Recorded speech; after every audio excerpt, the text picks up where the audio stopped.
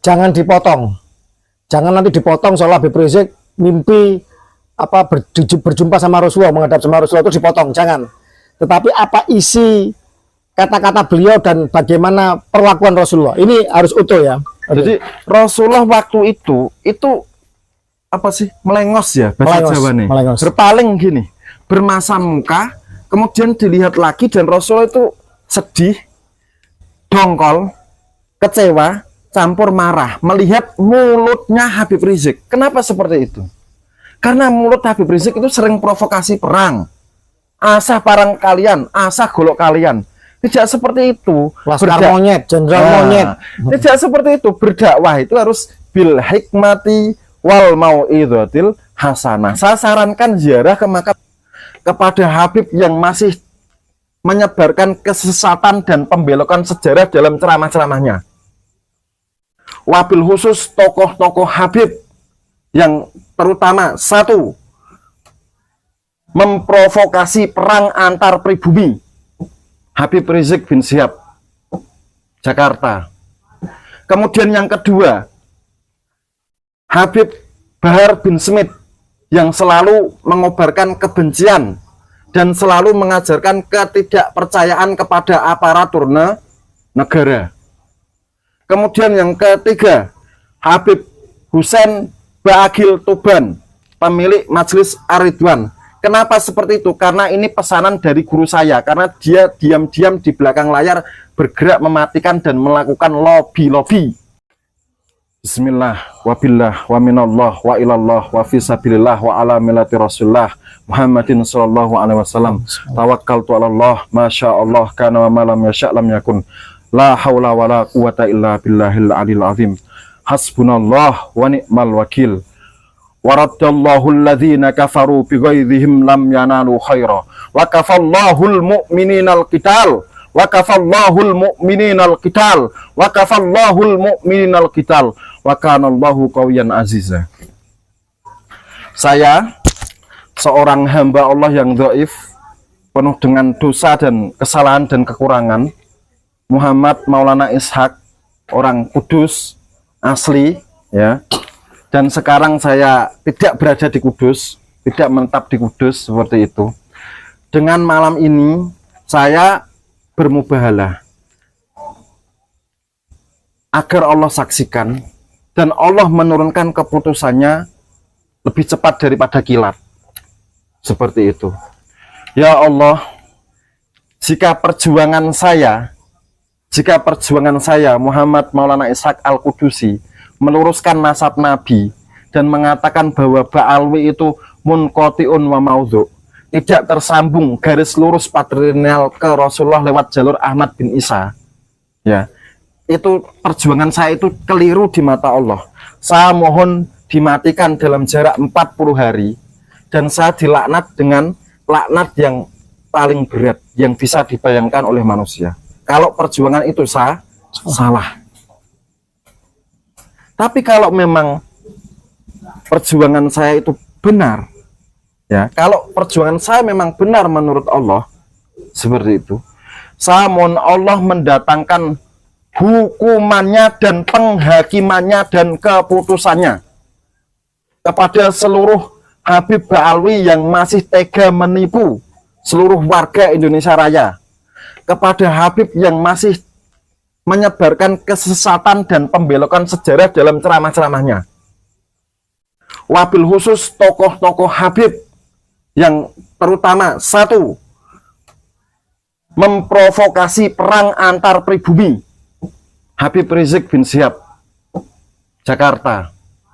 Kemudian yang kedua, Habib Bahar bin Smith yang selalu mengobarkan kebencian dan selalu mengajarkan ketidakpercayaan kepada aparatur negara.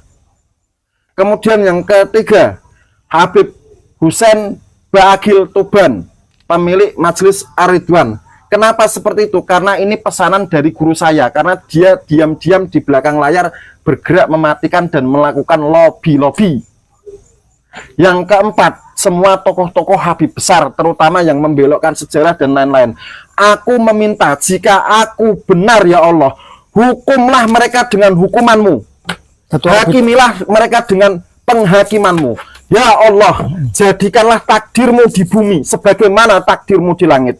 Ya Allah, jadikanlah takdirmu di bumi sebagaimana takdirmu di langit.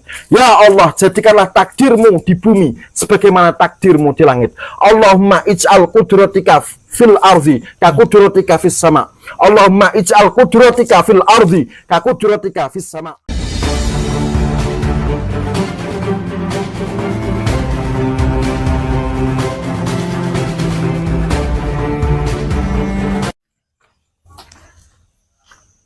Assalamualaikum warahmatullahi wabarakatuh. Rahayu Nusantaraku.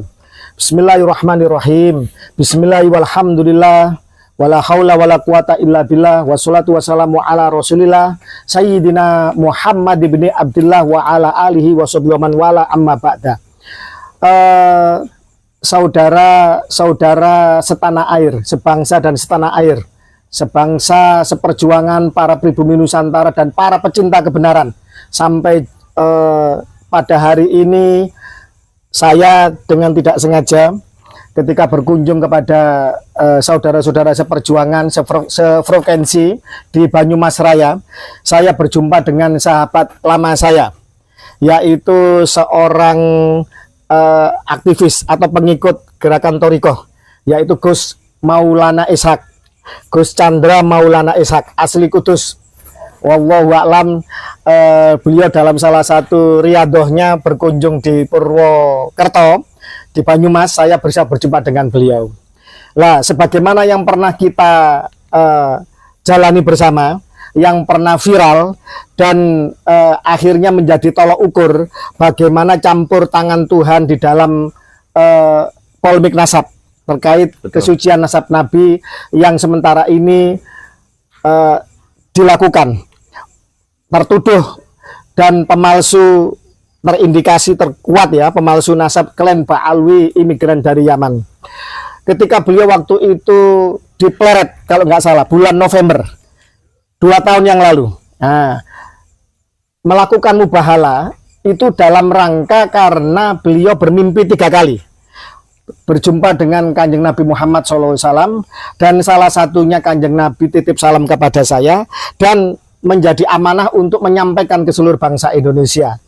Sebagaimana kita selalu menghindari hal-hal yang bersifat metafisik, halu dan lain sebagainya, saya menyampaikan kalau beliau berani dimubahala bahwa yang disampaikan itu benar, mimpinya kepada Kanjeng Nabi itu benar, maka beliau harus siap untuk menerima risiko seandainya bohong.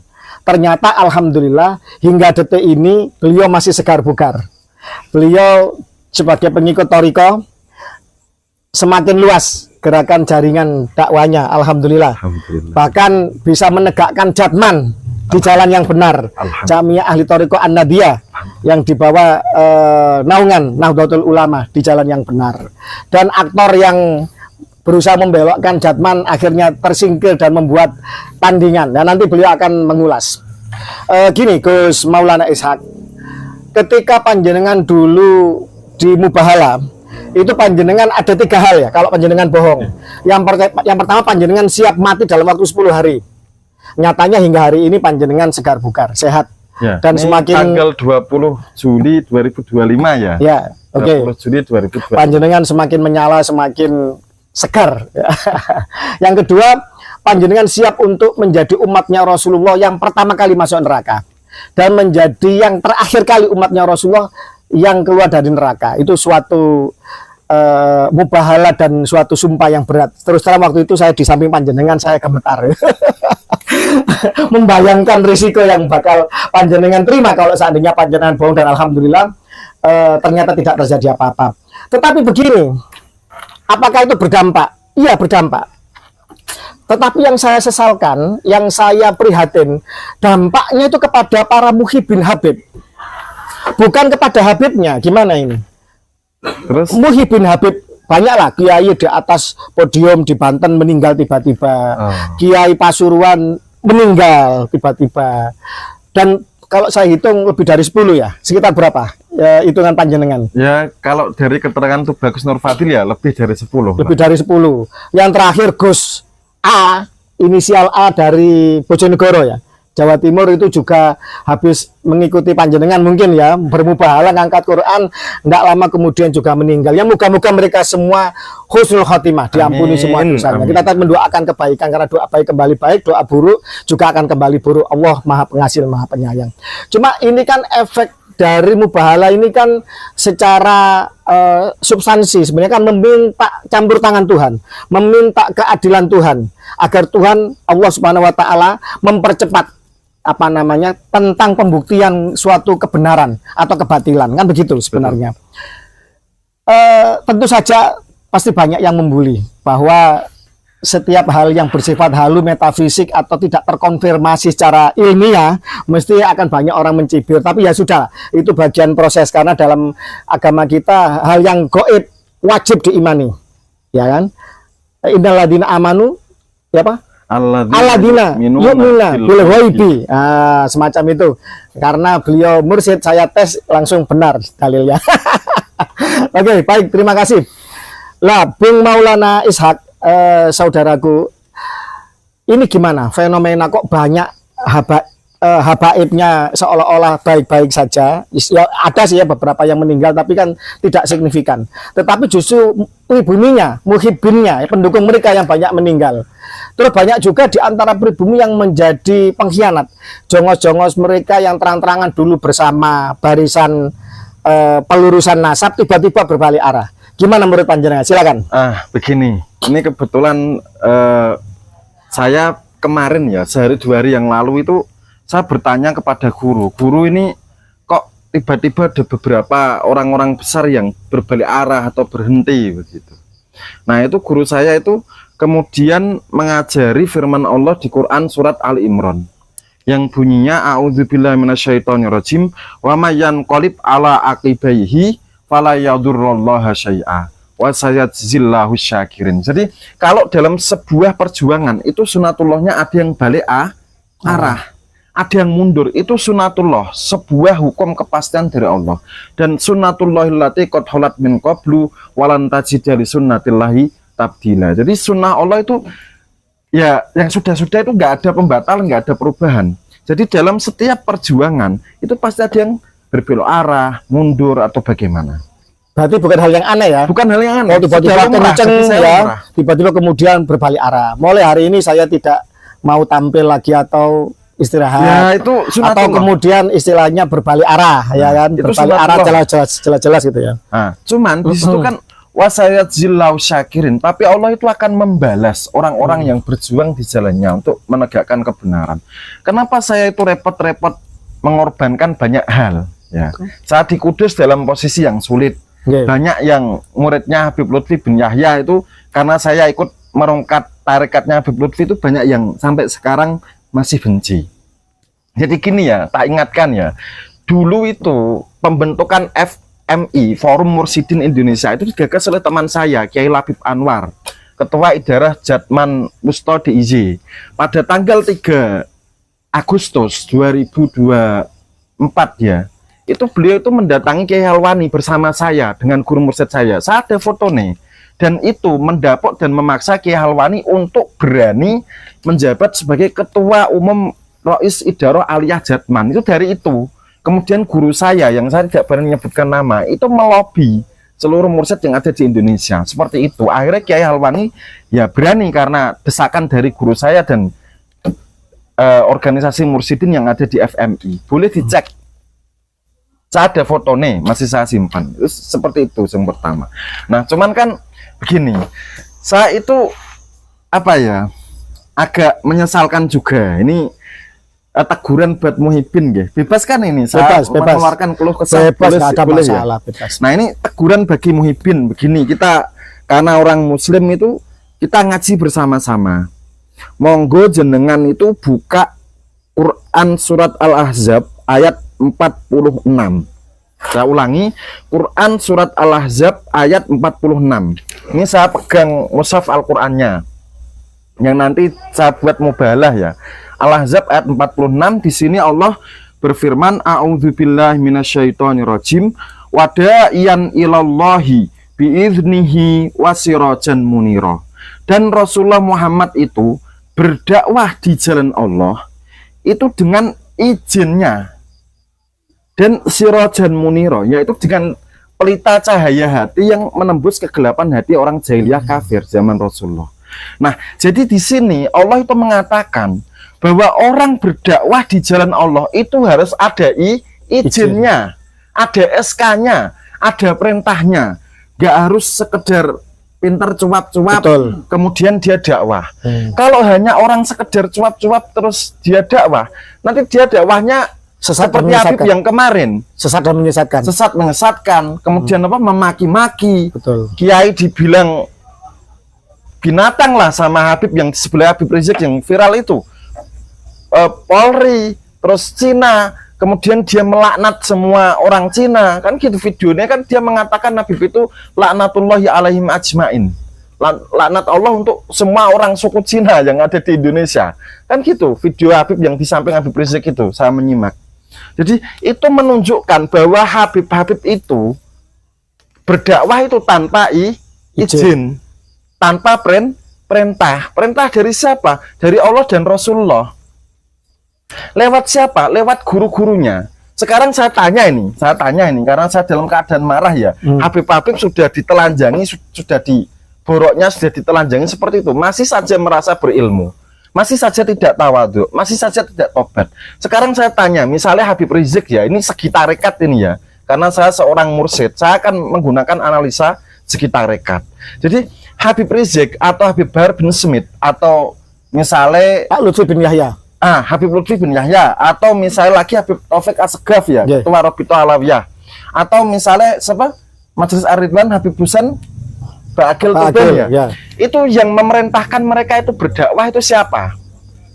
Yang memerintahkan, mengizinkan mereka membuat majelis taklim itu siapa? Itu ada izinnya, ada istikhlafnya, ada mandatnya.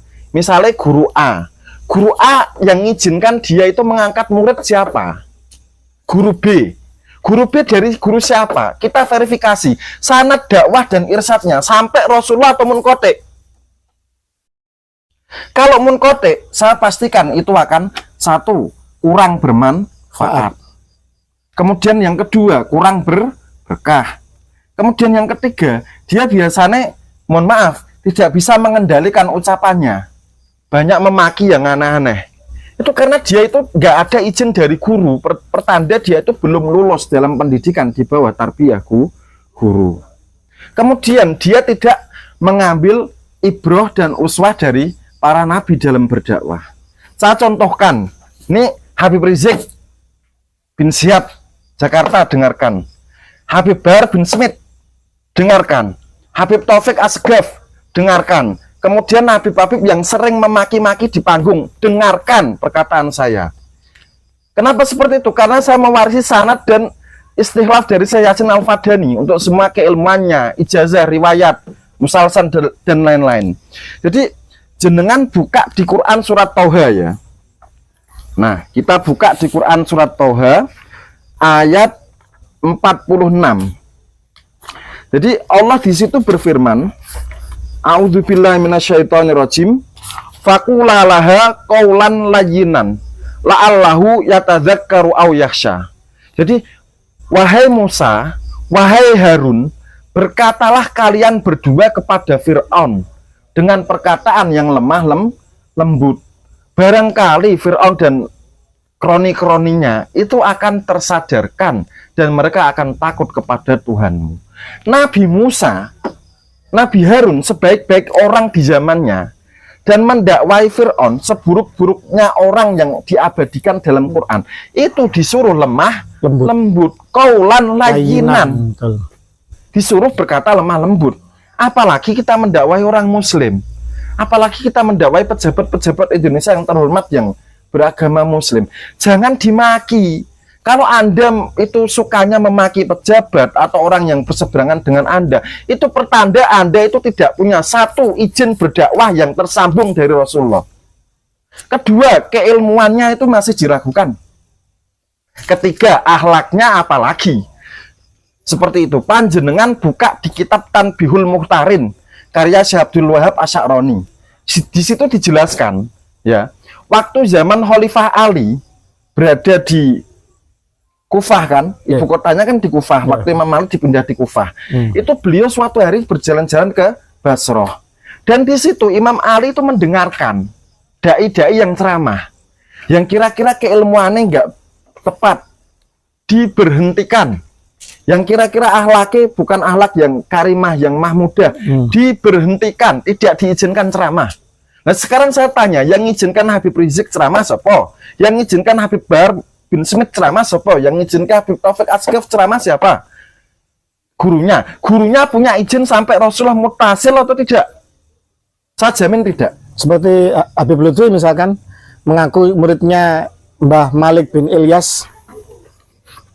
Nah, kalau untuk Habib Lutfi ya, barusan kan kita ketemu sama zuriatnya Mbah Malik ya. Mbah Ilyas. Mbah Ilyas, betul Mbah Ilyas. Itu keluarga Mbah Ilyas itu berterima kasih kepada orang yang sudah membongkar kepalsuan kemursidan Habib Lutfi dalam tarekat Sadiliyah dan Naksabandiyah yang diakunya diwarisi dari Mbah Malik. Itu keluarganya saja sangat-sangat berterima kasih. Loh kok ada orang Kudus yang membenci saya karena saya membongkar kemunkotian kemursidan Habib Lutfi? Maksudnya bagaimana? Saya ini mursid Sadiliyah, saya mursid Satoriyah. Jenengan kok membenci orang yang benar itu bagaimana? Afaman yamshi mukiban ala wajhihi ahda amma yamshi sawiyan ala siratin mustaqim. Apakah setiap mukibin itu otaknya terbolak-balik? Gini Gus, seorang Habib pernah ke rumah saya. Dia datang dengan beberapa pengikutnya, mungkin mencoba persekusi ya. Muridnya Pak Taufik Segaf, terkonfirmasi seperti itu, kurang lebih seperti itu. Kemudian mencoba untuk mencibir tes DNA. Akhirnya kami pertegas, kami jelaskan dan kami tanyakan kepada dia setelah terjadi sedikit perdebatan. Apakah ente masih mengaku Sayyid? Lah, anak ahwal. Jadi beliau aja depan muhibinnya yang ikut ke rumah itu tidak berani ngaku Sayyid. Saya tanya, mana isbat dari negara leluhur, Yaman atau Irak? Kalau mau berdebat, silakan tunjukkan apa namanya pembuktian nasabmu. Depan muhibinnya itu tidak berani untuk ngaku Sayyid. Tetapi di belakang muhibinnya masih meyakini itu Sayyid. Kan aneh. Ini muhibin ini gimana ini? Ya, kalau mukibin itu kan di Al-Quran kan di Tabarok versi Kiai Nur Ihya ya. Afaman yamsi mukiban Mukiban ala wajhihi ahda amma yamsi sawiyan ala siratin mustaqim. Quran surat Tabarok, surat Al-Mulk. Itu kan mukibin itu kan yang menelungkupkan wajahnya dan membalik kepala dijadikan di bawah. Otaknya sungsang. Bahasa Al-Quran seperti itulah. Makanya dari secara rasio ya, secara logis, ketika panjenengan bermubahala dulu, Habib-habibnya itu sebenarnya di dalam dirinya itu sudah tahu kalau udah ragu kalau dirinya Sayyid sebenarnya, dzurriyyah Nabi. Buktinya apa? Mereka tidak bisa menghadirkan kok isbat nasab dari Yaman maupun Irak, negara leluhurnya kan. Betul. Hanya Islam sendiri di Jakarta. Sebenarnya mereka sendiri ragu. Cuma mukibin yang korban doktrin inilah yang ngeyel, yang mati-matian apa namanya malah menyerang dan meyakini bahwa mereka adalah dzurriyyah Nabi, dan akibatnya banyak muhibbin, banyak mukibinnya Habib atau jamaknya kabain, kibin dan kabain. Akhirnya mereka yang akhirnya menjadi korban. Ini kan kita perlu prihatin karena mereka bagaimanapun masih saudara kita sebangsa dan setanah air, sama-sama pribumi Nusantara begitu. Nah, ini sekarang panjenengan menyampaikan tadi bahwa panjenengan ada perintah dari guru diizinkan dan panjenengan juga mendapat isyarah untuk di akhir bulan Suro untuk bermubahala. Betul. Monggo silakan. Jadi sebelum masuk ke awal Muharram itu banyak pejuang pelurusan nasab di Kalimantan Selatan itu nelpon saya, WA, voice note itu nangis. Di pejuang pelurusan nasab hanya di Kalimantan Selatan ya. Karena di Kalimantan Selatan itu di sana itu dikunci sama tuan guru Kalimantan Selatan agar tidak membahas masalah nasab. Sudah bilang guru-guru ikut guru sekumpul saja. Itu bilangnya tuan guru Kalimantan. Walaupun dalam hal pelurusan nasab ini kan guru sekumpul ternyata pada posisi yang salah ya. Karena Habib itu tidak terkonfirmasi sebagai dzurriyyah Sayyid Ahmad bin Isa. Tenang saja saudara-saudaraku yang aku cintai, yang ada di Kalimantan, yang di Tanjung Rema, yang ada di Tungkaran, yang ada di Kampung Melayu Ilir, yang ada di dalam pagar, atau yang ada di sekitaran Martapura. Tenang saja, ini Gus Fakih ini dalam usaha melobi nakib Sayyid Ahmad bin Isa untuk didatangkan ke Indonesia dan menstempel bahwa Ba'alwi itu bukan duriyat Sayyid Ahmad bin Isa garis lurus. Dan kita berusaha untuk mendapatkan foto waktu ziarah di makam Sayyid Ahmad bin Isa yang asli di Najaf Wadi Asalam. Semoga sama Allah dilancarkan segala usaha ini. Amin, amin. Nah, gini, kembali ke Mubahalah, gimana? Sebentar, sebelum ke Mubahalah ini. Jadi, saya ingatkan sekali lagi ya, ternyata konten saya kemarin kurang mendapat apresiasi dan pemahaman. Jadi Habib-habib yang pakai jubah, pakai burdah, pakai imamah, jangan sekali-kali menipu orang awam. Ini ada sanate. Ya, sanat selendang burdah ini saya dapatkan dari Uwais Al-Qarni, dari Sayyidina Ali, kemudian dari Rasulullah. Sanat jubah ini ya, bukan asal pakai, bukan, tapi ini dari Uwais Al-Qarni lewat Sayyidina Umar. Kemudian dari Rasulullah. Kalau jenengan baca kitab-kitab hadis itu kan masyhur. Sayyidina Umar sama Sayyidina Ali disuruh mencari Uwais Al-Qarni. Dan itu masing-masing Sayyidina Ali diberi titipan burdah oleh Rasulullah untuk diberikan ke Uwais Al-Qarni, dan Sayyidina Umar juga. Intinya segala atribut seorang agamawan, betul, atau seorang mursyid atau seorang pendakwah itu selain ajarannya, atributnya pun juga harus ada sanatnya. Harus ada sanatnya. Termasuk imamah yang jenengan pakai. Bagaimana mawar ini ya, ada sanate. Ini ciri tarekat Qadiriyah. Karena mawar itu bahasa Arabnya ward. Kalau kita tasghir jadi wirid, artinya wirid. Dia harus menjaga wirid-wiridnya. Bukan sekedar keren. Saya tanya, sanat-sanat pakaian Habib yang buat nipu orang-orang awam itu, jubahnya, burdahnya, kemudian imamahnya itu nyambung sampai Rasulullah, apa hanya untuk gaya-gayaan? Kan pernah itu, tapi dikritik ya sama ulama Yaman sendiri atau yang dari Pangeran Yaman mengkritik. Ya, Pangeran Yaman mengkritik Habib Al-Jufri bahwa imamah saya ini dari Habib Fulan di Jeddah, dari Habib ini hingga ke Rasulullah. Betul. Itu mengkotek karena Sayyid Ubaidillah kan nggak terkonfirmasi keturunan Sayyid Ahmad bin Isa. Betul. Bahkan kalau Dr. Sugeng bilangnya sosok fiktif kan seperti itu. Betul. Nah, kemudian gini, Habib ini mohon maaf ya, tolong jenengan ziarah ke Martapura, jenengan ziarah ke Sekumpul sana. Benturkan kepala kalian ke makam Guru Sekumpul. Anaknya Guru Sekumpul itu hanya karena beliau itu belum dikasih izin untuk berdakwah secara terbuka. Sampai sekarang anaknya Guru Sekumpul itu nggak berani dakwah. Karena nggak ada guru yang mengizinkan. Karena nggak ada yang ngasih izin. Habib baru bisa ngaji tabat yaba, ya bukan yada, tapi tabat yaba. Abilah Habib Watab, kan yaba tau nyebutnya. Habib-habib yang kayak gitu, keilmuan masih menyedihkan, adab apalagi, kemudian sanad istighlaf keilmuan apalagi, ijazah irsyad apalagi, mujahadah hawa nafsu apalagi, itu masih menyedihkan. Yang mengizinkan mereka berdakwah siapa? Padahal Rasulullah itu ada izinnya, wada'iyan ilallahi bi'idnihi. Rasulullah mendapat izin dakwah dari malaikat Jibril. Malaikat Jibril dari Allah izinnya. Coba buka izin sanad dakwah dari Rasulullah. Ud'u ila sabili rabbika bil hikmati wal mau'idhatil hasanah.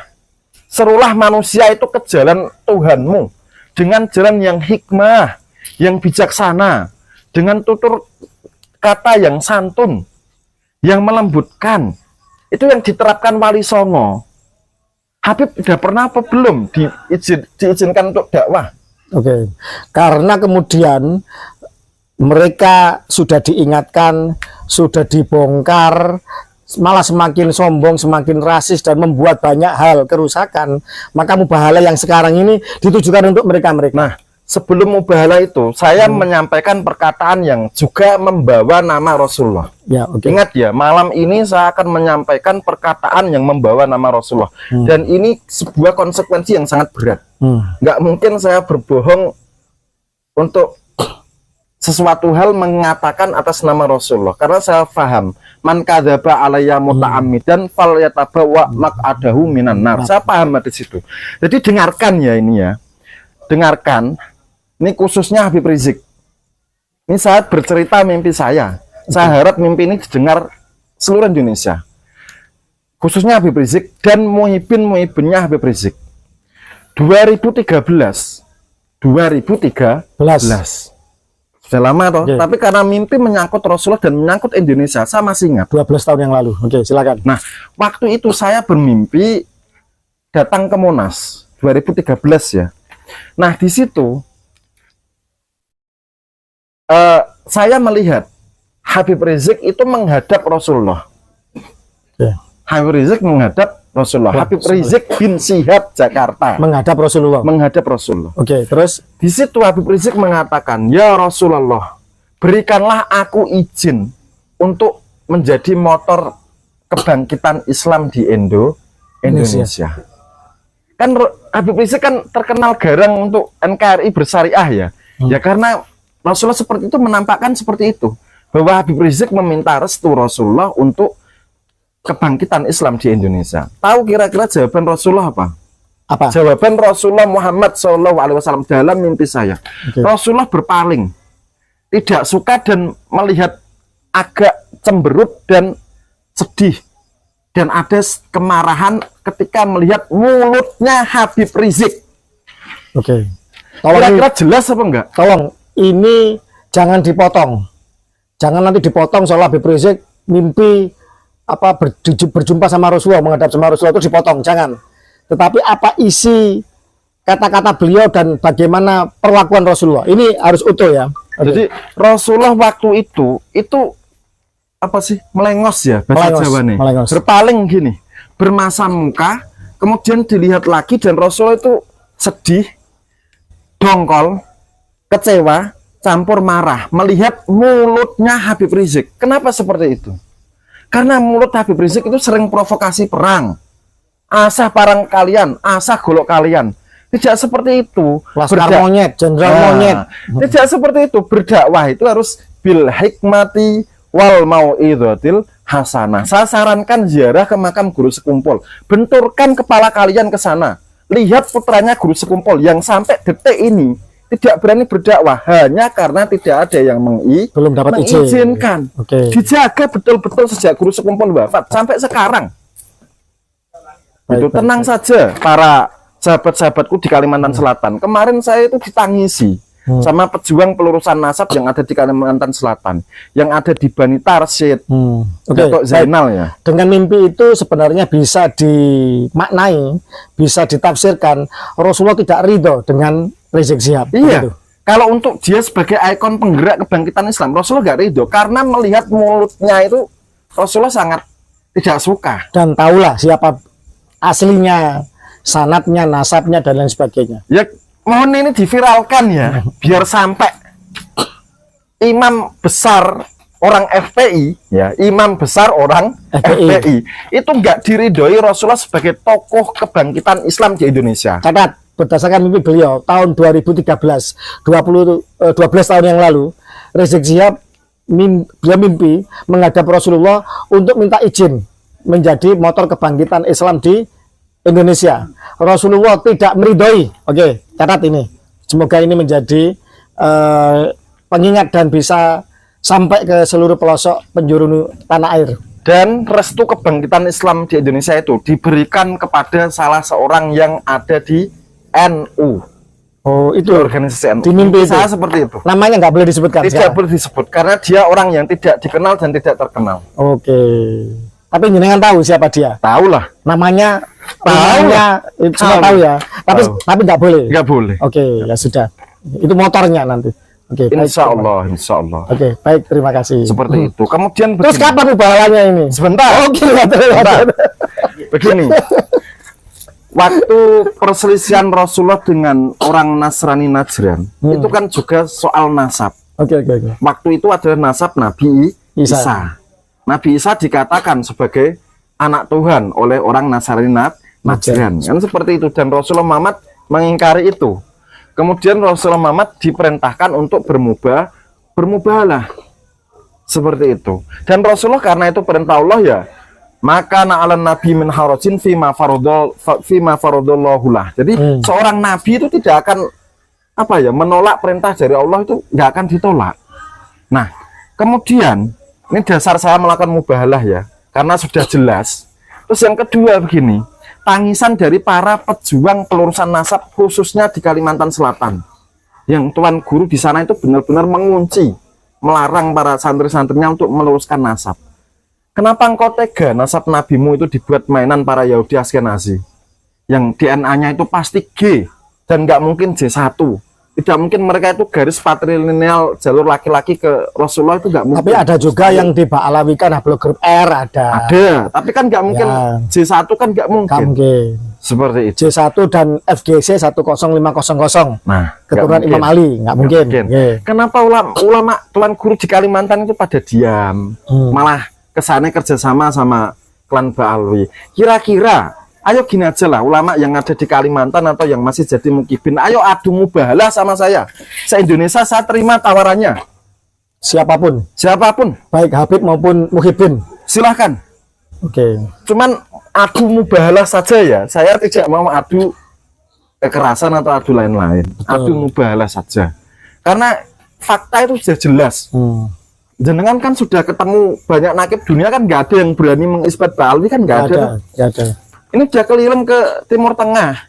Udah melobi banyak nakobnya ternyata nggak ada. Ketua yang Nakib mengisbat. Internasional Sayyid Munir As-Suwaiki Al-Husaini Turki, ya itu juga jelas nggak akan berani siapapun. Sayyid Anas Al-Madinah kemarin Betul. juga jelas apa namanya, tetap harus dari negara asal leluhurnya, dari keluarganya, keluarga Nakib Sayyid Ahmad bin Isa. Kalau itu berani ngisbat, maka yang lain pasti berani, kan begitu. Nah begini, saya dulu 2 tahun lalu kan sudah mengatakan pesan Rasulullah ya, bahwa janganlah seseorang itu menasabkan ke sesuatu yang bukan leluhurnya atau ayahnya. Jadi Rasulullah melarang seperti itu. Sekarang kan Habib kan sudah terbukti mereka bukan dzurriat Sayyid Ahmad bin Isa.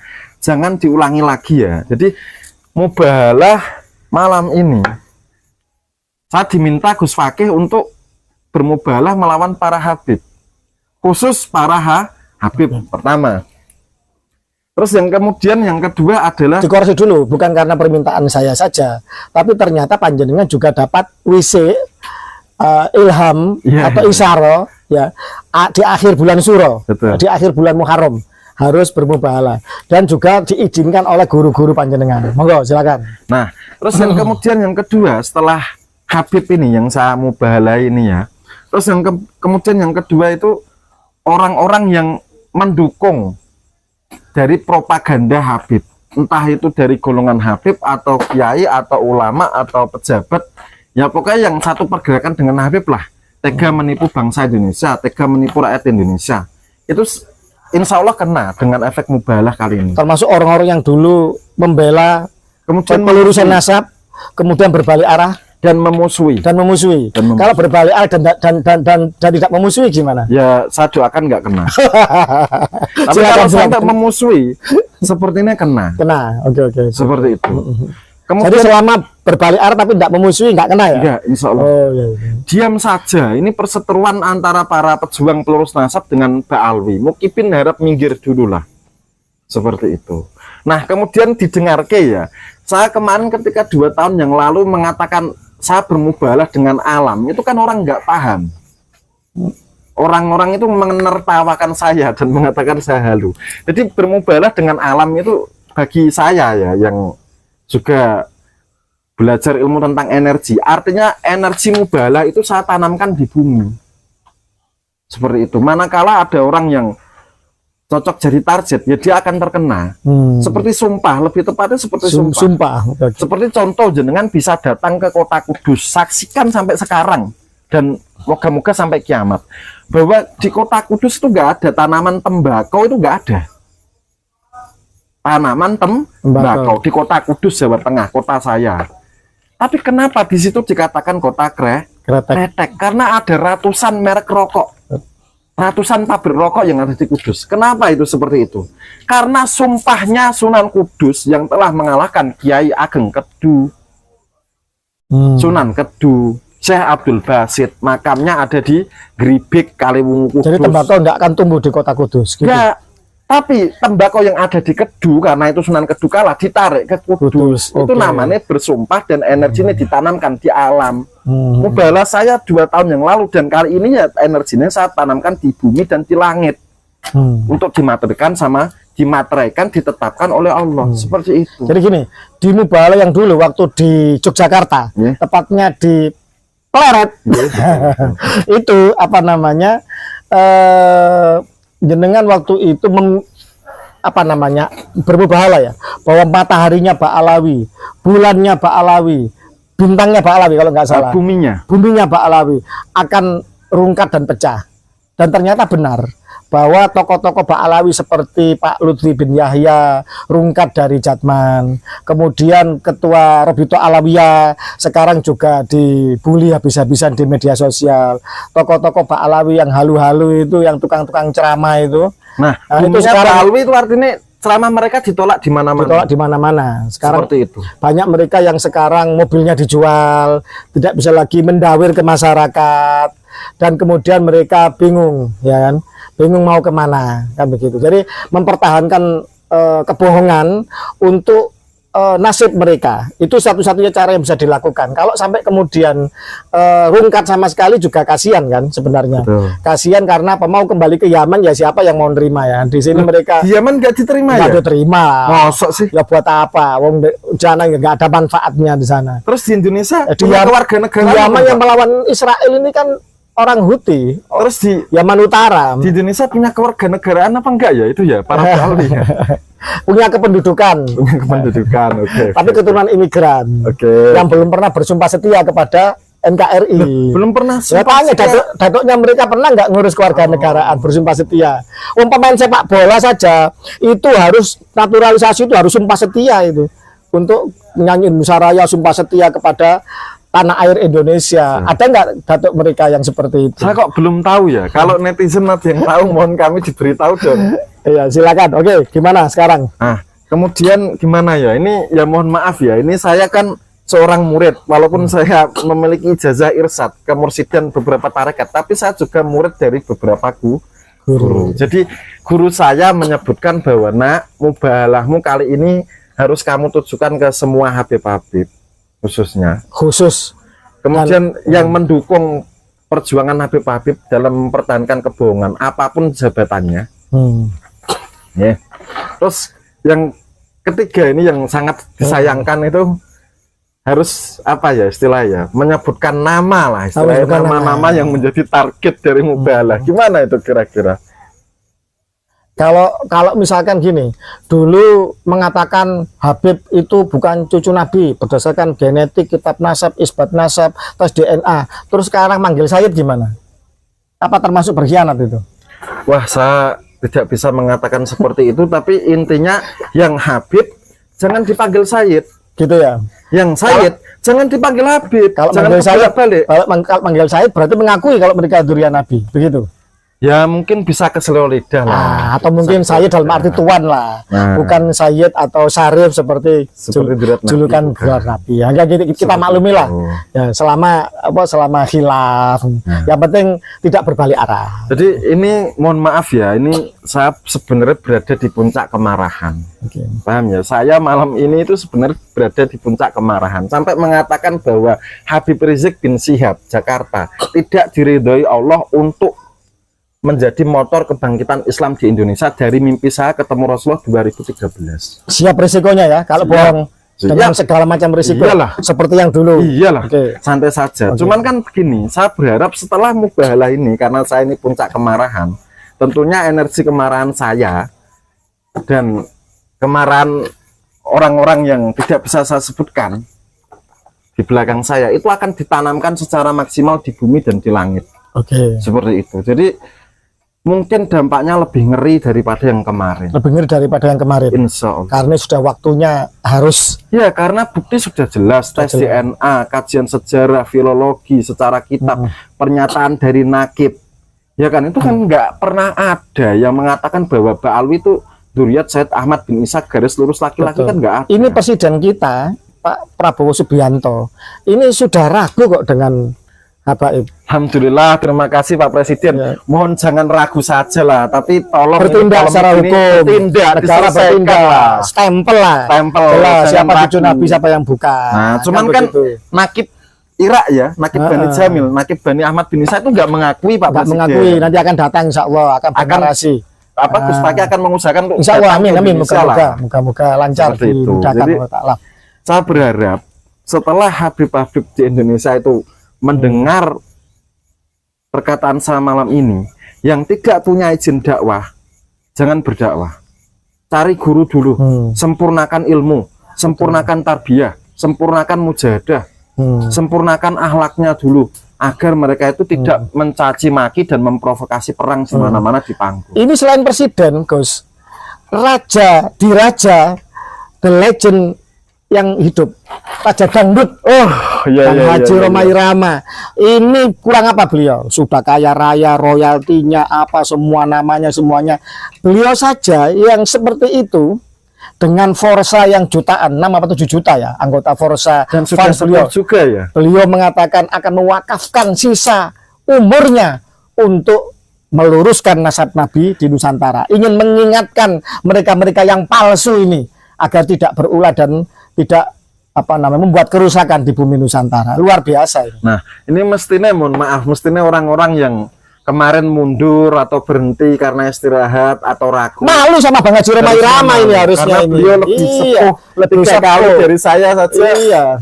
Ya, kurang apa beliau? maju kok. Makanya lah, yang muda-muda jadi penakut, jadi mukibin, jadi leto ini kan gak malu sama Bang Haji Rhoma Irama, kan begitu. Jadi mohon begitu ya, saya himbau ini kiai atau ulama atau tuan guru di Kalimantan Selatan, mohon jangan menghalangi pelurusan nasab khususnya di Kalimantan Selatan dan umumnya di seluruh Kalimantan. Karena banyak pejuang pelurusan nasab itu banyak yang mengeluh, menangis, menelpon, mengirim voice note kepada saya seperti itu. Memang Kalimantan masih begitu, terutama Kalimantan Selatan. Baik. Seperti itu. Baik, Nah, monggo silakan. sebentar. Oh, belum juga. Jadi mohon jenengan buka di kitab Sahih Muslim. Ya toh.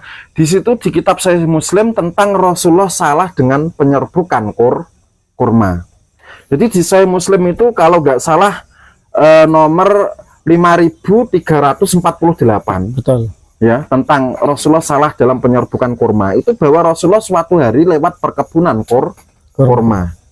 Kemudian Rasulullah kan melihat bahwa bunga jantan harus dikawinkan dengan bunga betina. Bunga jantan dipukul-pukulkan. Ini asbabun nuzulnya, tanyalah pada orang ahlinya kan. Nah, asbabul wurud hadis itu seperti itu. Nah, Asbabul kemudian nuzul. Rasulullah mengatakan bahwa kamu nggak perlu memukul-mukulkan bunga jantan ke bunga betina. Kalau Allah menghendaki, ya itu tetap jadi bagus kok panen kurmanya. Rasulullah seperti itu, mengatakan seperti itu. Tapi karena yang mengatakan Rasulullah, tentunya kan petani kurma itu nurut. Karena yang mengatakan Rasulullah Muhammad Shallallahu Alaihi Wasallam di kitab Sahih Muslim nomor hadis 5348, bab Rasulullah salah dalam penyerbukan kurma. Seperti itu. Nah kemudian setelah itu Rasulullah lewat di sana beberapa bulan kemudian tahu apa yang terjadi? Ternyata kurmanya tidak gagal panen lah. Gagal panen. Karena kita secara sederhana gagal panen karena bunga kurma itu butuh dikawinkan antara jantan dan betina. Kemudian sahabat yang tadi itu apa istilahnya? Melehke Rasulullah. Paham ya? Melehke. Kalau bahasa Jawa kita melehke atau menyinggung Rasulullah bahwa ya Rasulullah bunga kurmanya gagal panen. Bagaimana ini? Lalu Rasulullah bilang apa? Rasulullah nggak bilang anak Nabi, di dalam darah saya mengalir anak Rasulullah nggak mengatakan seperti itu. Iya. Atau aku sering mendapat wahyu, aku sering dibimbing Jibril. Rasulullah tidak mengatakan seperti itu. Atau aku pemimpin umat Islam seluruh dunia atau seluruh Indonesia. Rasulullah nggak mengatakan seperti itu. Tapi Rasulullah mengatakan antum a'lamu bi amri dunyakum. Kamu itu lebih tahu, lebih paham, lebih pandai tentang urusan duniawi kalian. Ingat para kiai, Rasulullah saja itu ketika salah dikritik, beliau itu langsung taslim. Oke, saya salah, kamu yang benar. Kenapa sekarang ketika generasi muda itu mengkritik bahwa nasab Ba'alwi ternyata munqati'un wa maudhu, nggak tersambung sama Said Ahmad bin Isa. Kenapa kiai-kiai sepuh itu tidak menerima kritikan? Rasulullah Muhammad di Sahih Muslim itu menerima, langsung mengatakan detik itu juga, saat itu juga, antum a'lamu bi amri dunyakum. Kenapa kiai sepuh nggak bisa bilang seperti nabinya? Nggak bisa bilang seperti uswatun hasanahnya, nggak bisa bilang seperti kuduahnya. Walaupun sebenarnya apa yang terjadi itu adalah ibro juga, Iya. atau pelajaran dari Rasulullah Betul. kepada umatnya. Kalau kalian itu salah, berlakulah seperti aku. Nah, Betul. yang kedua, kalian itu tidak maha tahu. Betul. Kalian itu tidak pasti benar seluruhnya. Banyak hal yang kalian tidak tahu. Nah, Contoh lagi maka ya. kalian harus terus mencari tahu dan Contoh lagi, belajar. dalam tarekat kita diajarkan istighfar 100 kali sehari. Kalau dalam tarekat, kalau orang umum 3 kali setelah sholat fardu. Astagfirullah, astagfirullah, astagfirullah. Itu adalah paksaan, teladan dan ajaran agar kita tidak sungkan meminta maaf ketika salah. Agar kita cepat-cepat bertobat ketika kita tahu pada posisi yang salah. Lah ini polemik nasab 2 tahun kok masih banyak kiai yang jadi mukibin, ya gimana ya? Sebenarnya sudah banyak yang terkikis, sudah banyak yang itu. Alhamdulillah. Cuma ya karena di beberapa petinggi ormas terbesar masih tersandra lah, kan begitu. Sehingga yang bawa-bawa ini mau bersuara, mau apa itu masih sungkan. Kan begitu. Betul. Ya nanti itu akan diselesaikan oleh alam, gitu kan tadi. Nah. Tidak mungkin Allah dan Rasulnya akan tinggal diam. Sepertinya ini sudah sampai titik puncaknya. Oke, monggo silakan. Ini harus mubahalah ya, karena Ini sudah waktunya ini. Sudah. sepertinya Gus Fakih itu ya memang meminta saya untuk bermubahalah, maka ya nggak apa-apa lah, nggak apa-apa demi rakyat Indonesia. Monggo Panglima Mijil. Nah ini bisa disaksikan, ini Al-Quran benaran, Iya. 30 juz lengkap ya. Ini saya bermubahalah sekaligus menantang mubahalah bagi yang masih ngeyel untuk membela Ba'alwi. Saya juga menentang mubahalah, monggo. Dan ini saya mubahalah seperti yang dulu, sumpah dan ditanamkan. Yang melecehkan mubahalah ini bahkan akan terkena akibatnya. Ingat. Oke. Seperti itu. Nah ini surat Fatihah. Jadi saya di sumpah Gus Fakih pada malam ini dengan Al-Quran betulan. Oke. Ini saya lakukan karena saya masih melihat banyaknya kiai atau ulama atau tuan guru dimanapun yang masih jadi muhibin. Oke. Walaupun seluruh nakib di dunia nggak ada yang mengakui Ba'alwi sebagai duriat Nabi. Monggo Mas. Silakan. Panglima Mijil ini Panglima Laskar Sabilillah dari Banyumas Raya. Monggo silakan. Silakan. Bismillah, wabillah, wa minallah, wa ilallah, wa fi sabilillah, wa ala millati rasulullah Muhammadin sallallahu alaihi wasallam. Tawakkaltu ala Allah, masya Allah, kana wa malam yasha' lam yakun. La haula wa la quwata illa billahil alil azim. Hasbunallah wa ni'mal wakil. Waraddallahu alladhina kafaru bighaidhihim lam yanalu khaira. Wa kafallahu al-mu'minina al-qital. Wa kafallahu al-mu'minina al-qital. Wa kafallahu al-mu'minina al-qital. Wa kanallahu qawiyyan aziza. Saya seorang hamba Allah yang dhaif, penuh dengan dosa dan kesalahan dan kekurangan, Muhammad Maulana Ishak, orang Kudus asli ya. Dan sekarang saya tidak berada di Kudus, tidak menetap di Kudus seperti itu. Dengan malam ini saya bermubahalah agar Allah saksikan dan Allah menurunkan keputusannya lebih cepat daripada kilat. Seperti itu. Ya Allah, jika perjuangan saya Muhammad Maulana Ishak Al-Qudusi meluruskan nasab Nabi dan mengatakan bahwa Ba'alwi itu munqati'un wa maudhu, tidak tersambung garis lurus patrilineal ke Rasulullah lewat jalur Ahmad bin Isa, ya, itu perjuangan saya itu keliru di mata Allah. Saya mohon dimatikan dalam jarak 40 hari dan saya dilaknat dengan laknat yang paling berat yang bisa dibayangkan oleh manusia. Kalau perjuangan itu salah. Tapi kalau memang perjuangan saya itu benar, ya, kalau perjuangan saya memang benar menurut Allah, seperti itu, saya mohon Allah mendatangkan hukumannya dan penghakimannya dan keputusannya kepada seluruh Habib Ba'alwi yang masih tega menipu seluruh warga Indonesia Raya, kepada Habib yang masih menyebarkan kesesatan dan pembelokan sejarah dalam ceramah-ceramahnya. Wabil khusus tokoh-tokoh Habib yang terutama satu, memprovokasi perang antar pribumi. Habib Rizik bin Syihab, Jakarta.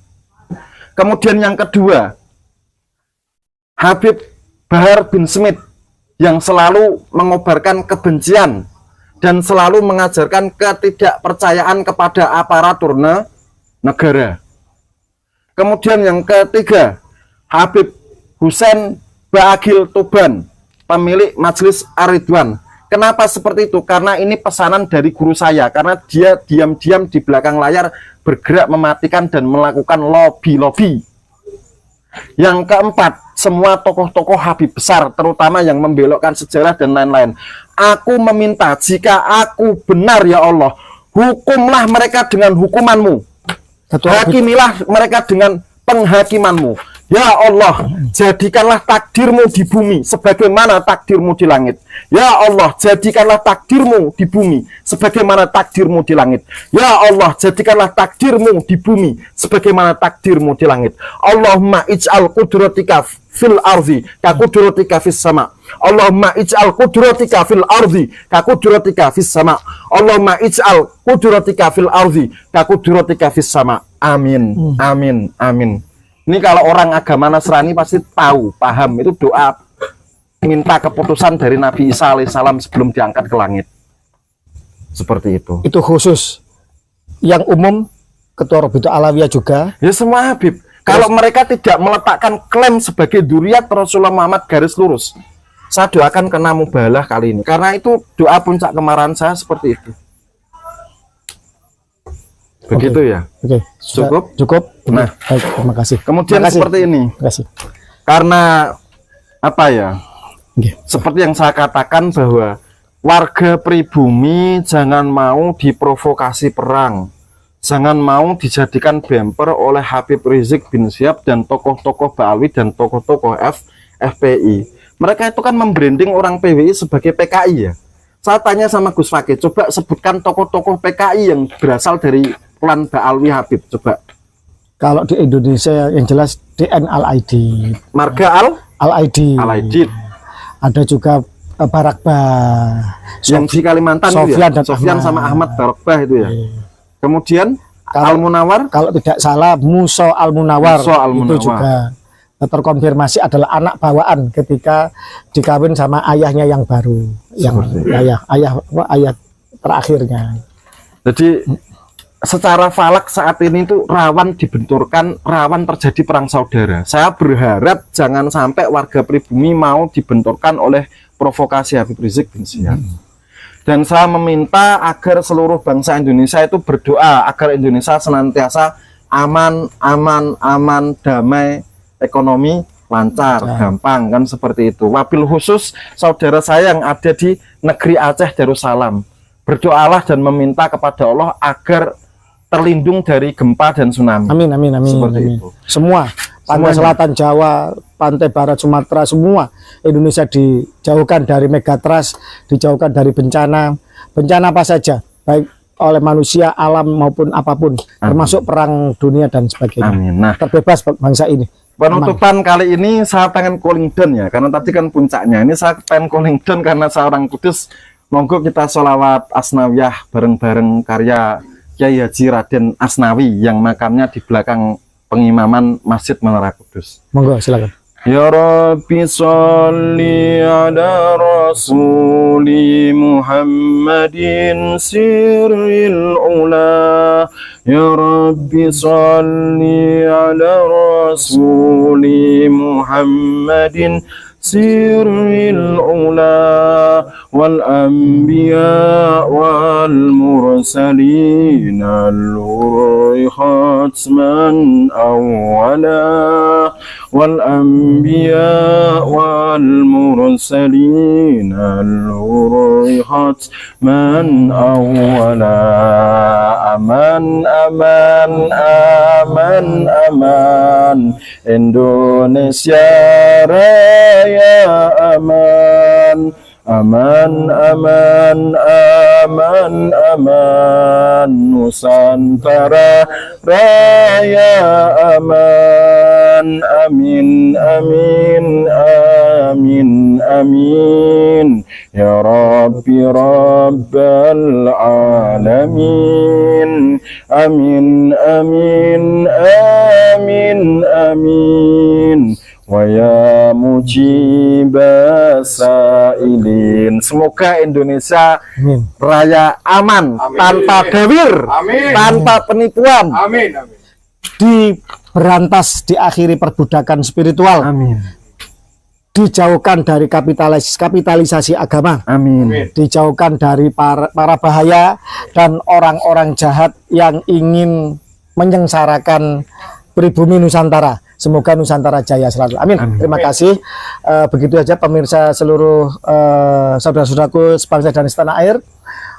Pada malam hari ini di bulan Muharram, akhir Muharram, saya akan mengutip tentang epos kepahlawanan. Di bulan Muharram ini tepatnya tanggal 10, yaitu di hari Asyura. Seorang cucu Nabi yang tidak diragukan lagi sanadnya, nasabnya, yaitu Sayyidina Husain bin Ali, putra Fatimah binti Rasulullah. Beliau siap sendirian, beliau menyiapkan segalanya, siap berkorban jiwa raga bersama keluarganya 73 orang, menyongsong 50.000 para pengkhianat, menyongsong 50.000 kaum munafikin yang telah terbeli oleh penguasa dan orang-orang jahat. Beliau martir dan gugur di Karbala. Seyogianya kita sebagai pejuang kebenaran mentauladani apa yang telah dilakukan oleh Sayyidina Husain bin Ali tersebut.